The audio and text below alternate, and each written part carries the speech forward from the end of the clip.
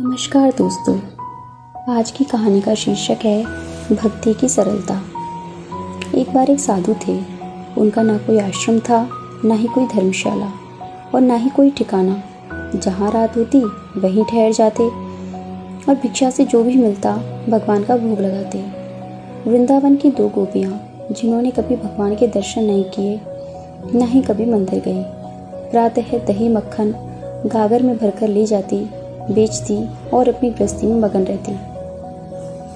दोनों गोपियों ने यह सुन रखा था कि साधु संतों के पास झोली में भगवान रहते हैं। एक दिन दोनों अपना दही बेचकर यमुना के निकट आई।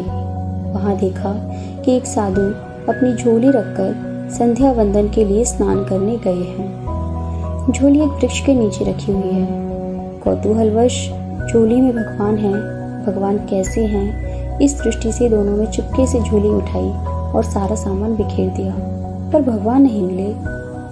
तभी उनकी नज़र एक डिब्बे पर पड़ी। डिब्बा खोला तो देखा कि लड्डू गोपाल डिब्बे में बंद हैं। एक सखी बोली, यही भगवान है। दूसरी बोली, कितने निर्दयी हैं ये सन्यासी, भगवान को बंद करके रखा है। पहली सखी बोली, देखो बेचारे भगवान के हाथ पैर सब टेढ़े हो गए हैं। दूसरी बोली, बेचारे बंद जो रहते हैं, हाथ पर हिलाने तक की जगह नहीं है। अब दोनों ने लड्डू गोपाल को उठाया और बोली, भगवान जी अब परेशान ना हो, अपने हाथ पर सीधे कर लो और हम दही खिलाते हैं, खा लो, भूखे भी होंगे। भगवान की मूर्ति को सीधा करना शुरू कर दिया। भगवान को भी उनकी सरलता पर आनंद आ रहा था। वह भी मुस्कुरा रहे थे। जब वे थक गई लेकिन हारी नहीं, तो भगवान को हारना ही पड़ा। लड्डू गोपाल की मूर्ति सीधी हो गई, भगवान सीधे खड़े हो गए।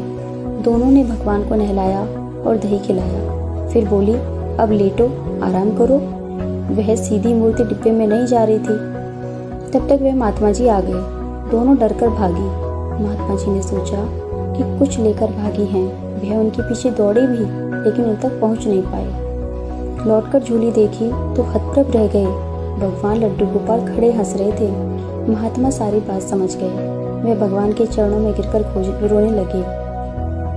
वह खोजते हुए उन गोपियों के घर गए, उनके भी चरण पकड़कर रोने लगे। धन्य हो तुम दोनों, आज तुम्हारे कारण भगवान के दर्शन हो गए। सारा जीवन भर संग लिए घूमता रहा, पर सरल नहीं बन पाया। इस कथा से ये भाव मिलता है कि नवदा भक्ति में सरल भक्ति बहुत महत्वपूर्ण है। भगवान भाव और सरलता पर रीझते हैं। हम जीवन में सरलता नहीं ला पाते, यही हमारी विडंबना है।